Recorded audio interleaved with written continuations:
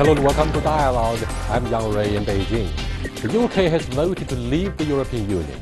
In the wake of a long and divisive fight that yielded a close result, what will be the consequences for the UK, the EU and the rest of the world?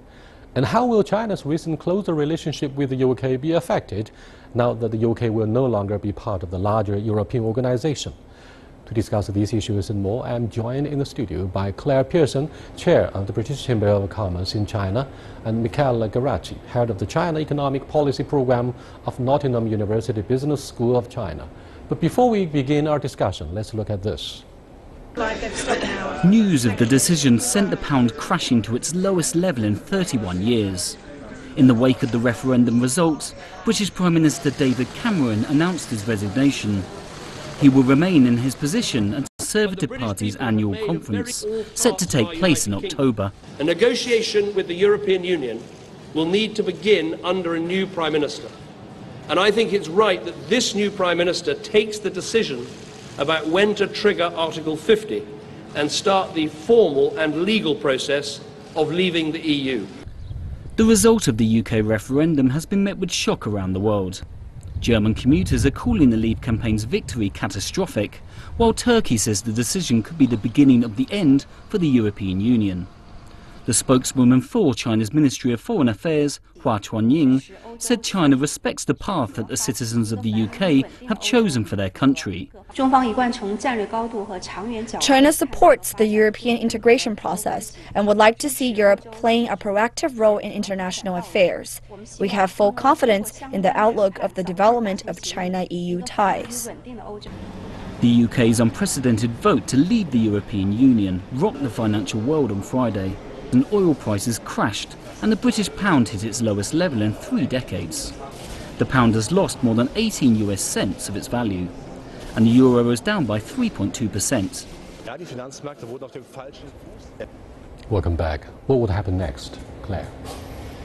Well, I think this is going to be a period of reflection, Ray. I think a change like this, no doubt a momentous change, is going to cause Brussels and the UK to really think about the future economically, politically, socially.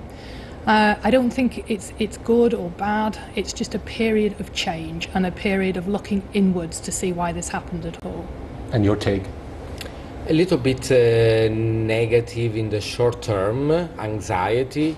We saw the market going down. Market goes down not when there is bad news, but when there is increase in uncertainty. And so people, just in case, they sell.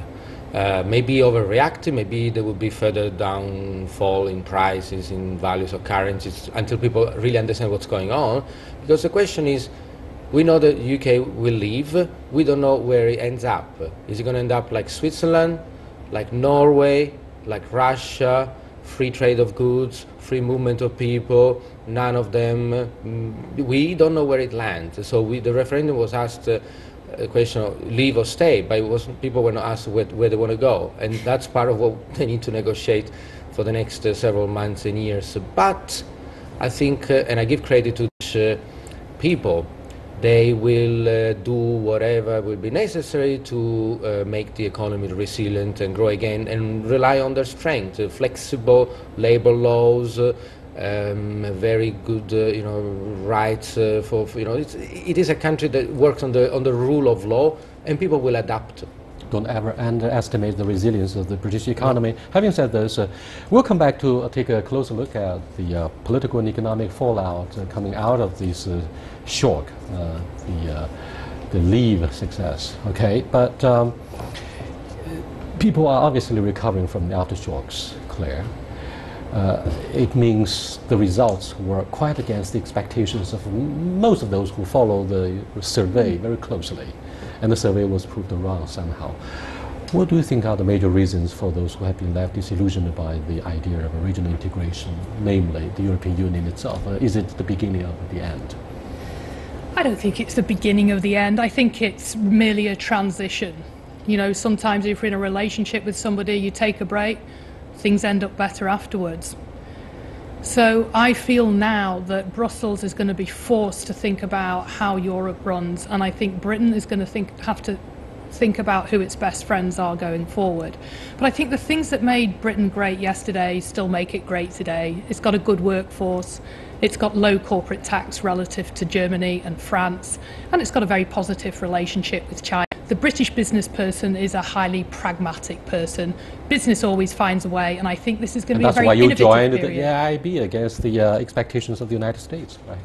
We joined AIIB. I've never known really how European we were, Ray. Were we in the Euro? Were we in Schengen visa? Were we more closely aligned with the US and China than we ever were European? I really don't know how much has actually changed. My Chinese friends don't seem to think it's really an issue. Let's look at why those voters in the UK decided to support the leave. Does it mean, Claire, that those who have been left jobless decided to take back their dignity, their jobs and the laws for the lawmakers in the Westminster Abbey? Actually, you raise a really good point here. I've been thinking very hard on this question today. And what I think is, it's really been a people's vote.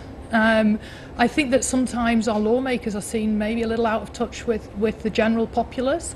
I think this is sort of a good day for democracy. Have made their point. They're saying, is that a good day for democracy or populism? Well, I think democracy and populism not so different. The most popular person wins in a democratic election. But obviously the word of populism sounds a little bit negative. Just populism means when the people democratically vote for what the elite doesn't like, then it's called populism. So when the oligarchy fails, they call it populism. What's the difference otherwise? If the majority of the UK people have, like the Chinese representative has said, we respect the decision of the majority, that's democracy. And we may not like it. We may even argue that maybe the poor farmer in Scotland does not really understand what the EU means and maybe should or should not vote, but that's a philosophical thing that was resolved 1,000 years ago. Democracy respects the tyranny of the popular will. The tyranny is a great word, Roy. And believe me, I'm part of that tyranny. I'm not from a rich family. I'm not from a powerful family, but I am in an elected position. The good thing about democracy, you might have poor leadership for a period, but subsequently democracies heal themselves because they get rid of people who make bad decisions. And the UK may join again the EU later on. Like they did a referendum first time in 1975. That sounds like William Shakespeare's drama. We do have actually a more practical example because Scotland voted no recently, and now they will probably hold another referendum, and most likely now they will vote, we don't know, yes or no, but you can vote anytime as you like. And you can change in and out. So, okay, there are technical difficulties. When you come out, you cannot go back into the EU. However, and I make it as a joke, seeing at how easy access to the EU has been granted to some countries in the east of Europe who probably do not meet many of the requirements and maybe definitely not the requirements of the Eurozone. It is not inconceivable that countries that are out now could be in later on. Although I don't think the UK would do that. But it's a possibility. I believe a lot of damage must have been done internally in the UK, and Europeans are thinking about the internal bleeding in continental Europe at the same time. Let's look at what should be done to repair something that went wrong internally in your country. Do you know what? Oh, by the way, this success of the Leave campaign never means we'll stop loving Britain. Although I deliberately get rid of the word Great Britain. Oh, Ray, please don't get rid of the word great, and don't get rid of the word united. We're still great, we're still united. No, still great, remember, we're just about to go on our summer holiday in Great Britain, Ray. So I think there's never been a better time to sit on the beach in Italy or in France and think about what just occurred. You talk about internal bleeding. I think there'll be internal heeding of the vote. The good thing about democratic politicians is they have to listen to the people. And yes, one leader is going to go down, but that might create space for another leader to come up. Look at Nicola Sturgeon. She's going to get a lot of airtime. David Cameron might be off the airwaves, but I can see other people popping up. The UK's Independence Party won big in the local elections, but there was only one seat for the UK IP. That's why the former party chief, Nigel Farage.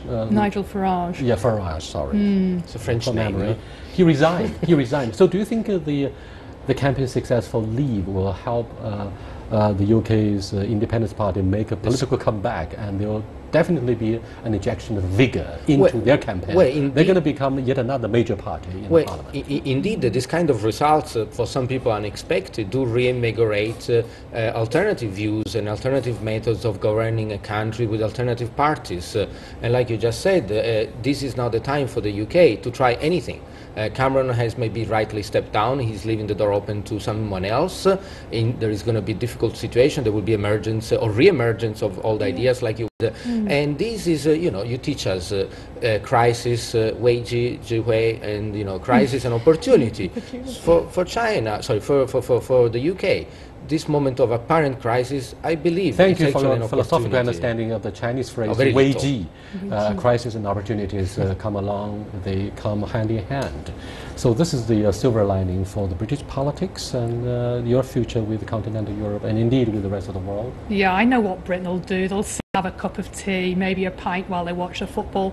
They'll discuss it, they'll reflect. Yes, there'll be a little panic, but ultimately pragmatism will win out. British people, we're quite boring, we're quite straightforward, we need to balance the books. No, not as boring as the fish and chips. Our food's a bit boring relative to yours. And don't forget that the UK has now 3, and if I include Ireland, 4 teams still in the European Championship, which is the only country that most, overrepresented in the cup. 1 country, 4 teams. 3.5, I'm sorry, in and out. 1 country, 4 systems, 4 teams. Do you think the Scottish people would seize this opportunity and relaunch their campaign for independence? You don't think so? Of course they will. Yeah, Scotland likes to do its own thing. But don't worry about it. A bit of independence, it's not going to hurt us. I think what's going to happen is the teams are all going to go into separate corners. They're going to have their discussion. But ultimately, a pragmatic result. Democracies have great ways of curing themselves. So if somebody makes a mistake, you get rid of them, and then somebody else comes into power and puts new policy in place. I would see this as a hiccup in European relations as opposed to an illness. I feel relieved, Claire. You still feel proud of democracy. You use the phrase democracy is able to cure itself, the self-regulating mechanism. That's the envy of those who are called non-democracies. However, yesterday we were also discussing the BRICS. And a British guy who is, of course, our copy editor, and a German guy joined hand in voicing the same opinion, that the European Union failed to deliver a single voice in a global competition, compared with the strong leadership of the Communist Party. By the way, this year witnessed the 95th anniversary of the Chinese Communist Party. I'm not saying that we are stronger, you are weaker. But what do you think of the competitive edge of a pretty loose European Union? Or is it just beginning for a process of serious reforms for the European Union? They should reflect. As you said at the very beginning, it's time for reflection. I mean, to be honest, Ray, I am a big fan of strong leadership. And what I see in China... But of course it doesn't mean dictatorship. I didn't say dictatorship, I said strong leadership. Right. And I think you can have it under either system. So I think that in Britain, in Europe, what we need is strong leadership. I think you used a really good word. You said it's very good globalistic. We're no longer, no country is an island today. In an era of where we're all technologically connected, people are watching this in the UK, we need to act coherently as a continent. I think the system that you have in China, you are a continent, but you're also a country. Strong decisions have to be taken. It works very well here. I have seen that in the last 10 years. But frankly, Britain is smaller than Shandong, one of your 32 provinces. So we still have time and space for democracy. It's very pleasant. Small in size, Britain is a financial center of the world. But I'm I'm pretty skeptical what's going to happen after you decide to leave the European Union. Will the UK still remain a financial center? Will that be stolen by Frankfurt, Paris? Because after all, London is the first RMB clearing center in Europe. Yes. Do you think this the continental Europe threatens to steal the spotlight? But you are watching Dialogue with Claire Pearson, chairman of the British Chamber of Commerce in China, and Michela Garacci, head of the China Economic Policy Program of Nottingham University Business School, China. We'll be back in a short while.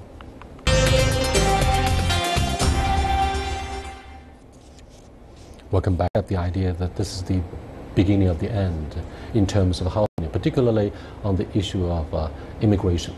You know, it seems a very, reluctant Great Britain was prompted by the refugee crisis as well as terrorist attacks in Paris and Brussels to reflect upon their future with continental Europe.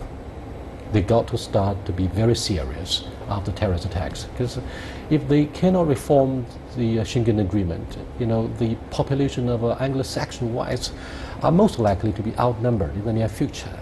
I think this doesn't sound politically correct, but what do you think of the alleged net marriage vision for the future of not only the European Union but for the United Kingdom? Let's look at the issue of reforming the European Union. Personally, I think immigration enriches a continent. If you want to travel fast, travel alone. If you want to travel far, travel together. We're living in you cannot be great without being integrated. I think Europe benefits from migration. It's an aging continent. It needs to recruit talent. But it creates internal political crisis. Look at Germany, right? The CDU lost its approval rating sharply. I don't think Angela Merkel is stupid. I think she's not stupid. She was named Woman of the Year by the Time magazine. Yeah, I'm a big fan of Merkel. I am as well. 800,000 migrants aren't going to damage the German economy. They're going to bring in Arabic speakers from Syria. And in 10, 15 years, when your country has enriched the Middle East with the Belt and Road Initiative and the AIIB supported by the UK, you're going to want Arabic speakers to connect to the newly empowered countries of Syria, etc. So I think it's a very progressive move to allow more migrants from different countries into your own. I am pro-immigration. Yes, immigration is a very dynamic notion. China, so we also... Immigration does inject vigor into a country that is declining demographically. I agree. Yeah, China is getting old before we get rich, so this is a very good solution, particularly for Abenomics, right? The structural problems of the Japanese economy prompt the Prime Minister Shinzo Abe to think twice about the idea of having more immigrants. Let's look at, say, China has been counting on the UK to be a doorway to Europe, in a sense, setting up the first RMB clearing center in London, as well as agreeing on a range of increased cooperation between the two governments. Has this whole episode caused setbacks for China's expectations? When President Xi Jinping was visiting the UK, we were talking about the start of a honeymoon golden days between the two great countries. Well, in terms of, you mentioned rightly the London, for example, as a center for renminbi settlement. London is the most important finance center, not in Europe, way above New York, Hong Kong, Singapore, Tokyo, and so on. And now, we said, is this going to impair the position of London? Would the financial market move to Frankfurt? I want to give a clear answer. Never. No, because London is not just finance. It's all the infrastructure, the culture that surrounds the beauty of the city, the parks. People have tried to move finance out of London during the crisis and even in the past and move them to Geneva, which frankly is not the most entertaining city in the world. The people that do finance, they need to go to the theater, to the movies, to entertain themselves. They need places to spend the money. And there is nowhere to spend money in Frankfurt. If you've been there, it's like a small town in the middle of the forest, of no particular interest to some serious high-flower investment banker that wants to be in the city. That's why Russian, Chinese, European, Americans buy real estate in London. So the fact that, and by the way, London was not in the EU forever and has never been in the euro. And the funny thing, well, it's not funny, the role of London as a finance center has increased a lot during the period 2000 to 2015. Just when other countries were battling with the euro, London rightly decided to stay out of the euro, and that gave London and the UK an edge. People were thinking 1999 when the euro was being introduced. I remember I was in investment banking at the time in London, or we all moved to Frankfurt. I was looking like, have you seen it?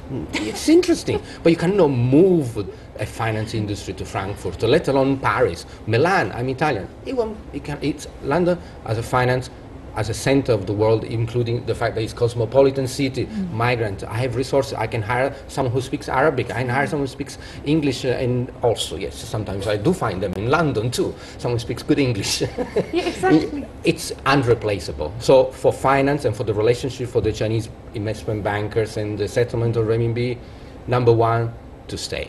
Very clear. I really like the points that you've made. When you're tired of London, you're tired of life. The reality is that investments in Britain are holistic. There's 92,000 Chinese students studying in the UK. When Chinese invest in Britain, they're not investing in the city of London. They're investing in the future of the country. In the concept of the country and the mutually beneficial complementarity of our economies. You win, Ray, I win. You've got a country that's moving up the manufacturing chain. You've got China 2025. China is innovating. We've got innovators in our country. If companies like Huawei and Tencent have put their R&D centres in Britain, they're not going to pull out quickly. The UK service industry is 80% of the GDP of the country. So the UK is a service country. Agriculture 0.7, nothing. So, like you said, the flux of Chinese individuals that go to UK is beneficial to China too, because it's a win-win. Win-win for both. Know-how transfer, and people, there's a comeback campaign for Chinese intellectual scientists. That's the best place to go. I couldn't agree more. I don't see us as a gateway to Europe. I see us as a stepping stone to the world. Britain is not so parochial as just to have an umbilical cord to France. Britain has fingers in many pies globally, and I still think that what made Britain unique yesterday is what makes it unique tomorrow. The golden relationship has not been tarnished. It's going to issue an era. AIIB has its first meeting tomorrow, its first board meeting. I know all my British friends who signed up to join that are going. Belt and Road, China 2025, 13th five-year plan. Britain's your partner for the future. It's not a golden year, it's a golden era, and what happened today has done nothing to change that. Very good voice from Chair of the British Chamber of Commerce here. Very authoritative. By the way, the story of Brexit reminds me of three great British names. One is William Shakespeare, who is known for to be or not to be. In this case, the second name is Jane Austen, Pride and Prejudice. And the third is Great Expectations. Right, by Charles Dickens. So what do you think of the philosophical implications of to be or not to be? We're talking about the bilateral relationship between the UK and China, but yeah, what are the dynamics of the British economy for China? I was told privately by senior British advisors that you did a lot to help reform the SOE in much of the 1990s, perhaps. So you kept a low profile. You were very self-deprecating in your assistance of the Chinese reform, and that's pretty good for us. Other than this, what else have we benefited from you? Think UK, that's the name of the campaign of a few years ago. But what else?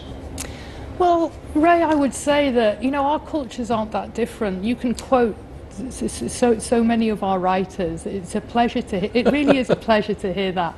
And I think this is where our minds meet. We're cultures that focus on education. We're ancient cultures. We appreciate history. We come from ancient civilizations, but we also have an awareness that we need to change for the future. We all need to start operating at China speed. What does a country need to be great? Policy, products, people. Britain, without doubt, has the products. It has the policies. But Ray, you've got the people. British appreciation of global markets, financial products, and creative industries married with Chinese market know-how will create the leading brands of tomorrow. I think the global brands today that you and I know, they tend to be American. I think tomorrow they'll be bilateral, Sino-British. I'm proud of those prospects.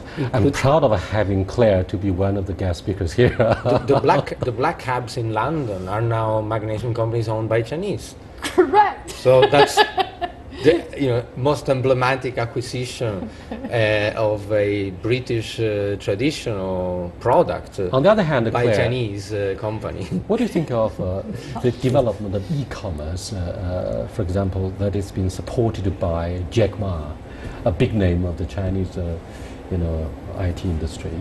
Do you think we're going to do more to help e-pay? Because when I was visiting and traveling in European Union, it's a big shame, isn't it? It's unlike in much of the China, where you could freely use your mobile phone to pay for whatever you buy. But in the European Union, you are years behind China. Because there are rules that say we do not regulate companies, we regulate activities. So if company A looks like a bank, walks like a bank, and talks like a bank, then it is a bank and should be regulated by the banking regulator, even if it's called e-commerce. So we do not allow transfer of funds electronically because it may put in jeopardy the safety of people that maybe store pocket money with that provider, and who guarantees those deposits? Well, by the end of this very meaningful and enlightening discussion about the Brexit, very quickly your answer about the immediate future for the European Union. Do you think the Netherlands will be the second to choose independence? And what does that mean if it were to happen? I mean, certainly they're independently minded people. They may be playing follow the leader. And maybe there's going to be a new pecking order in Europe. I'm very interested to see how it plays out. Well, independent from what? They're not ruled by Germany, so they would just choose to rearrange the relationship with Europe like the UK. They didn't gain any independence, they just decided to do a bit more by themselves than it was until today. And do you think the German Franco axis will play a pivotal role in shaping the future of Europe, and Russia will have to come to terms with this brutal fact? It's going to be a game of chess. I couldn't predict the winner. Or perhaps a gleeful Angela Merkel will have to issue an official statement to lament the fact that the UK decides to leave. Well, with that, we come to the end of this edition of Dialogue. Thank you for watching. Until next time, goodbye.